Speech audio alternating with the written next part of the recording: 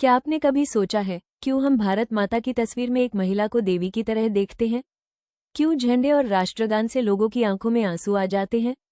क्योंकि राष्ट्र सिर्फ एक नक्शा नहीं होता, वो एक भावना होती है, एक कल्पना, जिसे लोगों ने कविताओं, कहानियों और चित्रों में गढ़ा। और आज की कहानी है राष्ट्र की कल्पना की।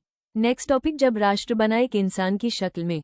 1800 के दशक में जब यूरोप में राष्ट्रवाद की लहर चल रही थी, तब लोगों को राष्ट्र की भावना से जोड़ने के लिए कलाकारों ने राष्ट्र को एक इंसान के रूप में दिखाना शुरू किया।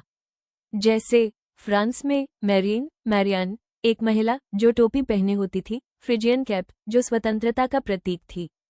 उसकी मूर्तियां, उसके पोस्टर, उसके सिक्के सब लोगों को एकता और देशभक्ति का संदेश देते थे। जर्मनी में आई जर्मेनिया, सिर पर मुकुट, हाथ में तलवार और कंधों पर झंडा। एक ऐसी छवि जो पूरे जर्मन लोगों को एक झंडे के नीचे लाना चाहती थी। ये सिर्फ तस्वीरें नहीं थी, ये राष्ट्र की आत्मा को आवाज देने की कोशिश थी। नेक्स्ट टॉपिक, लोककथा, कविता और संस्कृति। एकता का धागा। राष्ट्र की कल्पना सिर्फ तस्वीरों तक सीमित नहीं रही, बल्कि लोकगीतों, कहानियों और कविता में भी वो जोश भर दिया गया।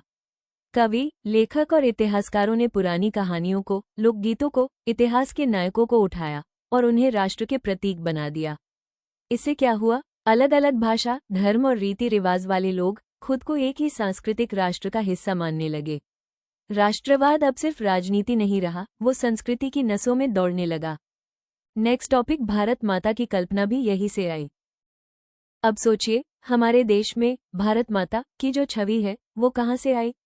भारत माता भी एक ऐसी ही कल्पना है जिसने लोगों को एक ध्वज, एक आवाज और एक विश्वास के साथ जोड़ा। बंगाल में अवनींद्रनाथ ठाकुर ने भारत माता की पहली तस्वीर बनाई, जिसमें वो 4 हाथों वाली देवी की तरह थी, किताब, चावल, वस्त्र और माला लिए हुए।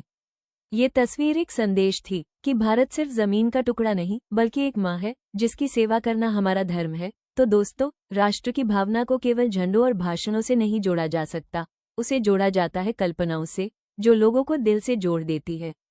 मैरियान, जर्मनिया और भारत माता तीनों सिर्फ प्रतीक नहीं हैं, वो एक आंदोलन की आत्मा है।